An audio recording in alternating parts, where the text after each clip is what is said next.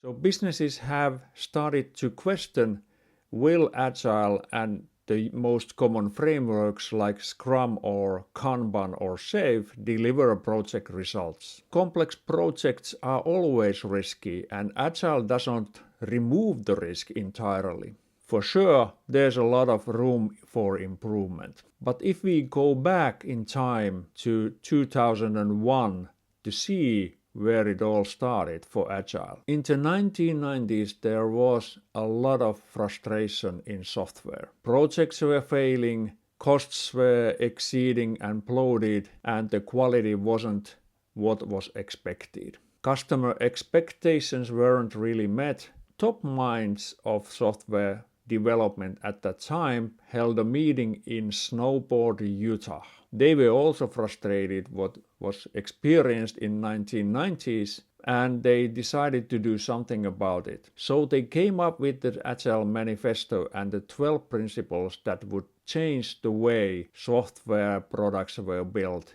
entirely. The main method to build software products back then was using waterfall project management. It had been proven already that waterfall wasn't the way to build software products. Waterfall works really well when you have expected outcomes and when you're building something like skyscrapers, roads, buildings. But customer expectations in software may change quite rapidly, and things we said today may not be true tomorrow. So there are changing requirements that software can easily manage, and when the dot-com bubble burst in early 2000, then agility gained a lot of attention and acceptance. Today we are in 2025, and it seems that Agile is now coming to a crossroads. It is already 24 years old,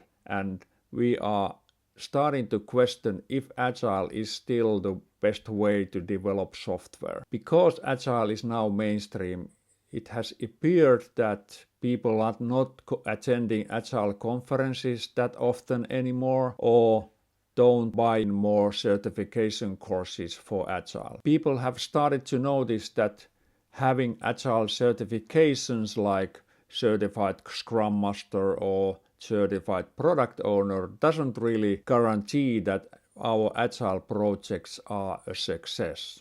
Businesses and customers have noticed that using Agile doesn't guarantee successful delivery, and therefore have started to question if Agile is really the way to go forward in 2025. Businesses and customers demand predictability, and Agile does not guarantee it. So there has been a movement going back to more controlled environment to deliver software products. And when businesses are in demand to bring more revenue and successful products to the market, there's a need to bring some control over the projects that are delivering the products. So will waterfall or traditional project management make a comeback? We have already seen that waterfall doesn't work in large complex software projects. What I have been thinking about lately is that has agility still a word to say in the current situation? There has been a lot of discussions by experts on LinkedIn and other platforms that Agile is not the way to go anymore, but we need something different. There has been a lot of discussion about what is good Agile and what is bad Agile. Technology landscape is moving very rapidly at the moment because of AI. It remains to be seen if Agile principles and practices can still hold up with this speed. And AI can turn upside down our thinking models about software development entirely. Do we even need software teams in 5 to 10 years from now? So in my upcoming videos I will revisit the Agile Manifesto and try to figure out if those are still valid in 2025. I will also discuss if there are any other and better alternatives to Agile at this moment.